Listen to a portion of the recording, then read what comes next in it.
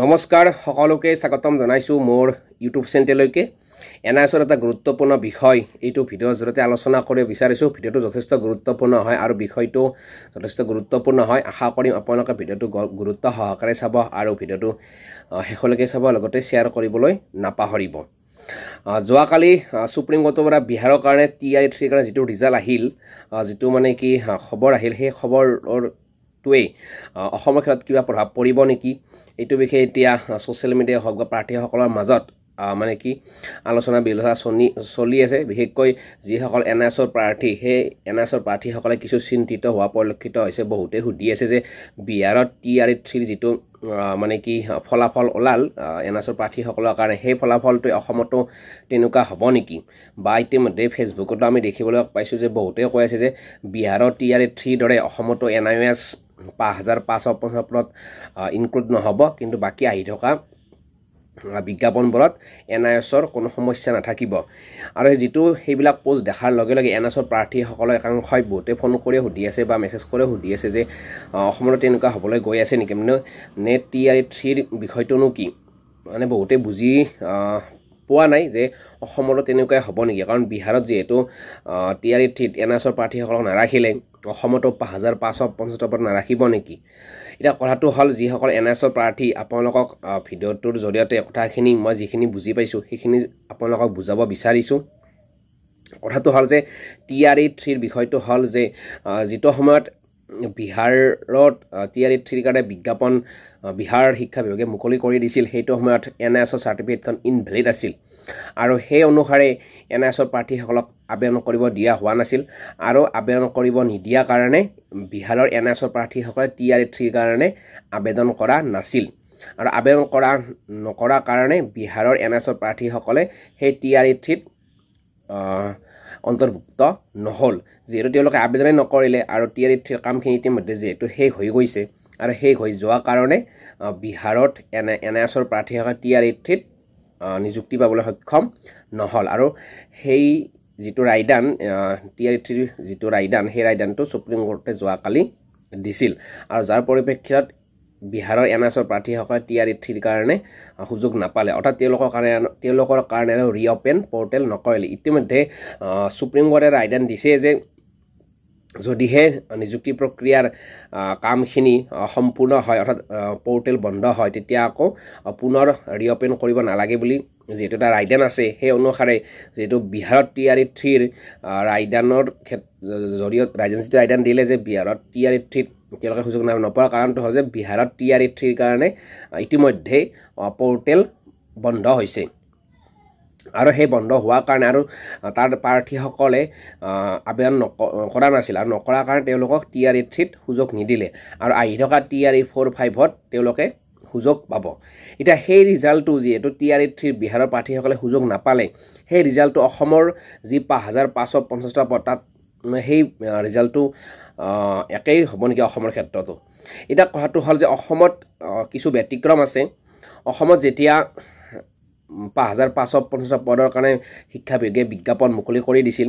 আৰু সেইটো সময়ত এনআইএছকো কিন্তু আবেদন কৰিব নোৱাৰিব বুলি নোটিছ দিছিল আৰু সেই নোটিছখনৰ আধাৰত যিসকল এনআইএছৰ প্ৰাৰ্থীয়ে আবেদন কৰা নাছিল সেইসকলৰ কাৰণে হয়তো বিহাৰৰ TR3 দৰে ৰিজাল্টটো হ'ব পাৰে মই নকওঁ যে নহ'ব পাৰে বা হ'ব পাৰে কিন্তু যিসকলে আবেদন কৰা নাছিল এতিয়া ধৰক সেম কেছ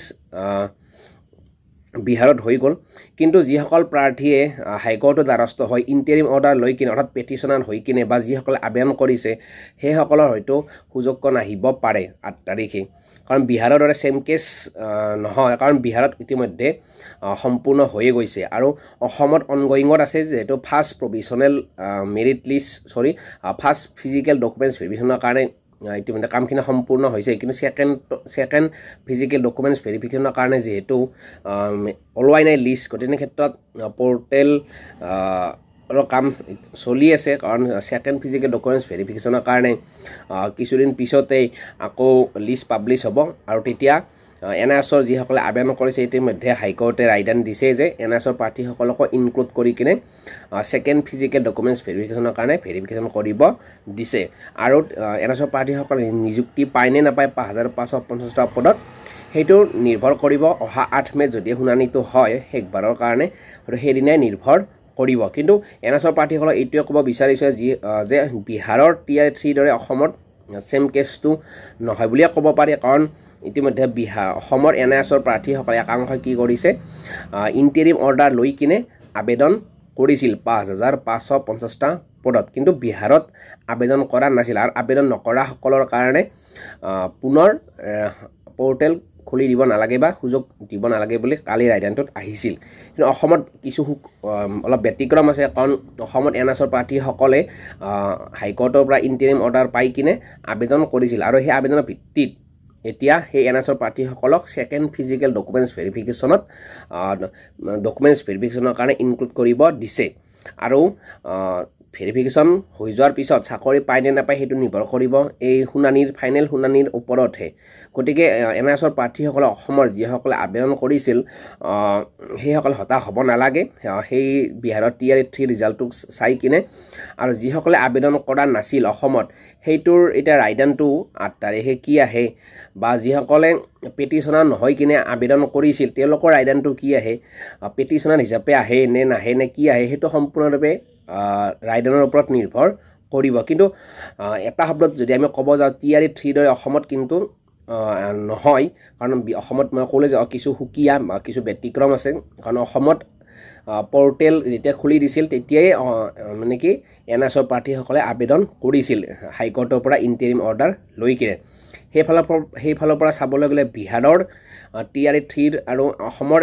যিটো 5550 অনগয়িঙৰ সেইটো ডিফাৰেঞ্চ আছে গতিকে আপোনালোকে হতাশ নহ'ব ছ'চিয়েল মিডিয়াৰ কিছুমান বিভ্ৰান্তিমূলক পোষ্ট দেখি কিনে বা এতিয়া বহুতেই ক'ব যে অসমত টিয়াৰ 3 দৰে হ'বলৈ গৈ আছে গতিকে অসমৰ আৰু বিহাৰৰ টিয়াৰ 3ৰ মাজত কিছু পাৰ্থক্য আছে মই ক'লোৱে আপোনালোকৰ কথা তাত বিহাৰত NISৰ প্ৰাৰ্থীসকলে আবেদন কৰা নাছিল কিন্তু আমাৰ অসমত আবেদন কৰিছিল ইণ্টাৰিম অৰ্ডাৰ লৈ কিনে গতিকে ডিফাৰেঞ্চটো আপোনালোকে বুজি পাইছে গতিকে ফলাফলটো কেনেকুৱা হ'ব পাৰে আপোনালোকে অলপ অনুমান কৰিলে নিশ্চয় বুজি পাব যে 8 মেত যদি শুনানিটো হয় তেতিয়াহ'লে শেষবাৰৰ কাৰণে হয়তো সেইটো শুনানি হ'বলৈ গৈ আছে আৰু আমিও আশাবাদী সেইদিনাই শেষৰটো হিয়াৰিং হওক সেইটো আমি বিচাৰিছোঁ ইতিমধ্যে বহু সময় উকলি গ'ল 5550 পদৰ কাৰণে গতিকে যিসকলে যোৱাকালিৰ বিহাৰৰ টিয়াৰ 3ৰ হিয়াৰিংটো চাই কিনে টিয়াৰ 3 হিয়াৰিংটো চাই কিনে কিছু হতাশ হৈছে হতাশ হোৱাৰ প্ৰয়োজন নাই কাৰণ অসম আৰু বিহাৰৰ টিয়াৰ 3ৰ মাজত পাৰ্থক্য আছে আপোনালোকে নিশ্চয় বুজি পাইছে কাৰণ অসমৰ NISৰ প্ৰাৰ্থীসকলে একাংশ আবেদন কৰিছিল